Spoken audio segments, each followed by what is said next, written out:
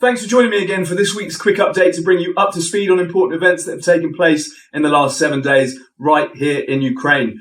Over the weekend, there was a rumour widely circulating on social media claiming that Putin's pet, Ramzan Kadyrov, the head of the Chechen Republic, was seriously ill and was essentially on his deathbed. The rumour originated from a claim that his son, in a social media post, prayed for God to preserve him. But in reality, Kadyrov's son wrote what boundless happiness it is when you have a reference point, a standard, a mentor, a shoulder you can rely on in a difficult moment, an example to strive for, a good look that is higher than all rewards. May the Almighty protect you, dear Ramzan. Pass me a sick bucket. Kadyrov himself then debunked the claim that he's dying by posting a video of him and an ally having lunch together, showing the date of July 2nd on a mobile phone and mocking people who spread rumours of his ill health. What was interesting, however, is that the video seemed to show that Kadyrov, while clearly not dying, had been through some sort of health situation, with his hand showing signs that he had perhaps recently had a cannula installed. That same weekend, Russian terrorists launched another missile strike into Ukraine, and 4 civilians were injured by Russian shelling in the southern city of Kherson. Now for an update on Ukraine's ongoing counteroffensive. We need to remember first that back in February last year, when Russia launched its brutal invasion, Putin and his brainwashed madmen in Moscow believed they'd captured Kyiv and the war would be over in just 3 days. Instead, over a year later, Russia has been humiliated on the global stage, is becoming ever more isolated, and is losing territories it stole in the east and southeast of the country. Not to mention that it was also forced to retreat from places like Kherson in the later stages of last year. Ukraine is facing an uphill battle to reclaim territories, and Russia has heavily mined the front lines, with Ukrainian troops continuing to see losses, and sadly some medical volunteers have reported an increase in emergency amputation procedures being carried out as the result of drone attacks, but also because of those deadly mines along the front. That said, Russia's losses continue to rise significantly. While exact numbers can't be confirmed, official reports released by Ukraine claim that an estimated additional 790 Russians were killed this week alone, bringing the estimated total, according to Ukraine, to be around 229,660 Russian soldiers killed in action by Ukrainian defenders since the start of the war. On top of that, 4,052 Russian tanks are said to have been destroyed, with around 10 being destroyed this past week alone, 4,188 artillery systems, with around 26 being destroyed this week, and countless other Russian military vehicles and equipment. And on Tuesday night, a Russian ammunition dump was blown up in Makivka near the city of Donetsk. The Institute for the Study of War has confirmed that geolocated footage posted on the 5th of July shows that Ukrainian forces have advanced southwest of Berkivka, which is 6 kilometers northwest of Bakhmut, west of Yehidny, which is 2 kilometers north of Bakhmut, and have also made advances southwest of Bakhmut. Ukrainian Ground Forces Commander Colonel General Alexander Surisky stated that Ukrainian forces are storming Russian positions on the northern approaches of Bakhmut and have recaptured unspecified areas, with footage released on Telegram showing Russian troops in full flight mode. And in its latest update, British Defence Intelligence reported that military formations drawn from across Russia are currently bearing the brunt of Ukraine's counteroffensive. In Zaporizhzhia Oblast, the 58th Combined Arms Army is defending heavily entrenched lines. Normally, it secures Russia's volatile Kyrgyz region. Around Velika Novosilka, the 5th Combined Arms Army and Navy Infantry hold the front. They are routinely based 7,000 kilometers away as a balance to Chinese power. Around Bakhmut, the defense is now largely formed around airborne regiments normally stationed in Western Russia, who normally act as an elite rapid reaction force in case of tensions with NATO. The way Russia is accepting risks across Eurasia highlights how the war has dislocated Russia's established national strategy. Also this week, many citizens across the country were left in a state of further anxiety after it was rumoured that Russia was planning to sabotage the nuclear power plant in Zaporizhzhia, which is still under Russian control, the biggest nuclear power plant in Europe, in fact. Ukraine had already for weeks been warning of a potential crisis at the plant, and in his daily address on Tuesday evening, President Zelensky delivered a grave analysis, claiming that intelligence had discovered Russia had placed explosives on the power plant's roof. Свідомий того, що спільна безпека повністю залежить від глобальної уваги до дій окупантів на станції. Росія повинна чітко усвідомлювати, світ бачить, до яких сценаріїв готуються терористи. І світ готовий реагувати. Радіація – це загроза для всіх. Для всіх у світі атомна станція повинна бути повністю убезпечена від будь-яких радіаційних інцидентів. Сьогодні рівно 16 місяців, як російські військові повністю контролюють територію та споруди Запорізької АЕС. У різних держав світу є власні розвідувальні та інші можливості, щоб точно знати, що відбувається і хто в цьому винен. Зараз від нашої розвідки ми маємо інформацію про те, що на даху кількох енергоблоків Запорізької атомної станції російські військові розмістили предмети, схожі на вибухівку. Можливо, щоб імітувати удар по станції, можливо, у них якісь інші сценарії, але в будь-якому випадку світ бачить. As well as previously being issued with iodine tablets to take as a last resort to limit the body from absorbing deadly radiation, like the ones I was given and now keep in my wallet, citizens were shown literature and online graphics informing them what to do in the event of the Zaporizhzhia Nuclear Power Plant being sabotaged.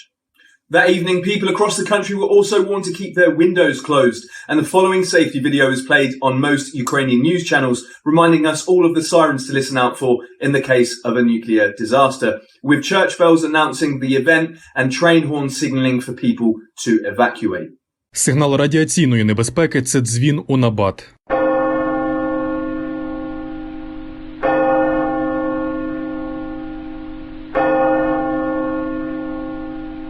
Сигнал про евакуацію з міста звучить як гудок поїзда.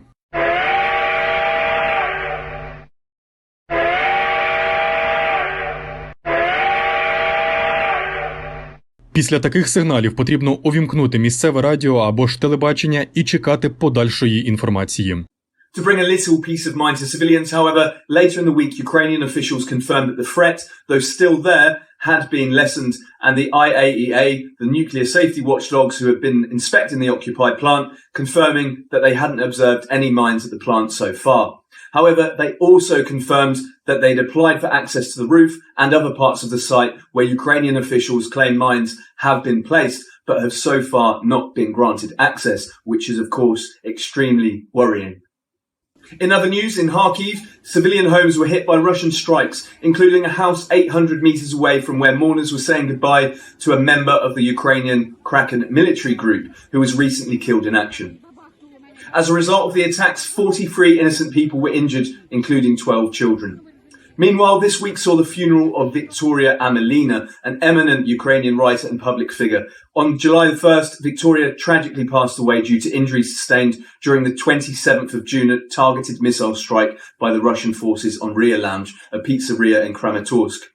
According to surveys conducted by Pen Club and Truth Hounds, it was determined that the Russians had used an Iskander missile guided by a ground-based targeting system, with the attack resulting in the loss of at least 13 civilian lives and 60 left badly injured.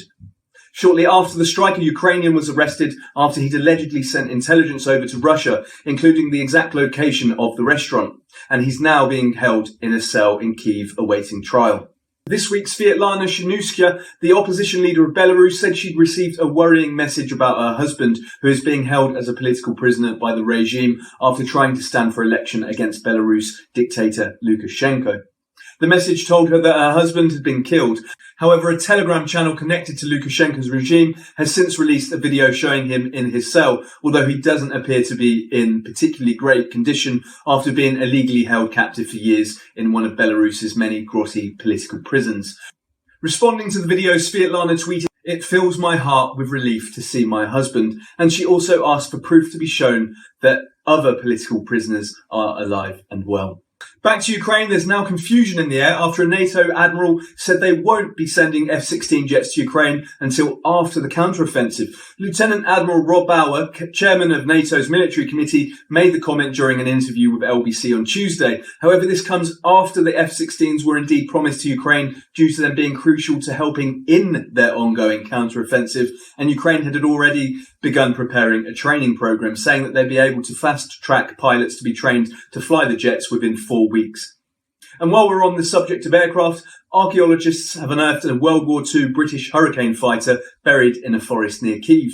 The UK sent around 3,000 of the planes to the Soviet Union during the Second World War to fight against Nazi Germany. The plane is now being cleaned and inspected, and it's said that the plans are for it to be exhibited in a museum here in Ukraine. Meanwhile, archaeologists in Kherson continue to find artefacts ranging from the Second World War II to also hundreds of years ago in the earth that has now been revealed following the sabotage of the dam in the region.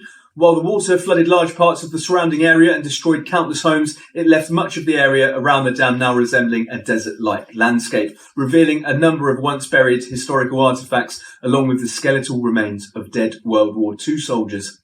And I'll be back to Kherson hopefully next week. My trip was cut short due to the safety concerns around Zelensky's warning about the nuclear power plant.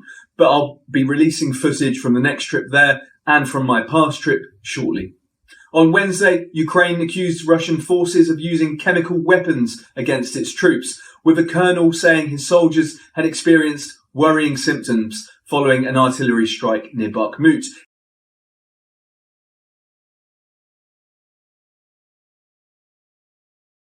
And on Wednesday evening, there were more powerful explosions in Makivka at a Russian-occupied site in Donetsk.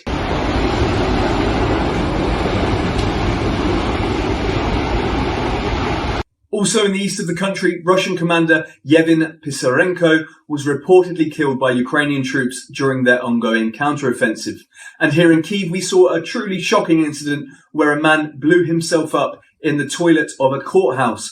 Ihor Hymyonik, who was detained in 2015 in relation to an attack near Ukraine's parliament building, is believed to have smuggled the so far unidentified explosive device or devices into one of the city's courthouses, and after his hearing, he attempted to escape but was forced to run into one of the courthouse's toilets before barricading himself inside.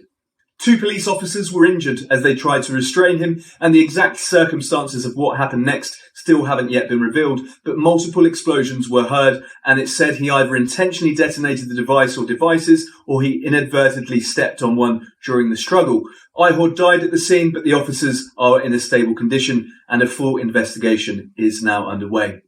In the early hours of Thursday morning, Russians launched groups of drones and Caliber missiles into Ukraine again, as they do on most nights here. 7 out of 10 missiles were intercepted, but 3 hit the historical quarter of Lviv in the west, killing at least 4 sleeping civilians.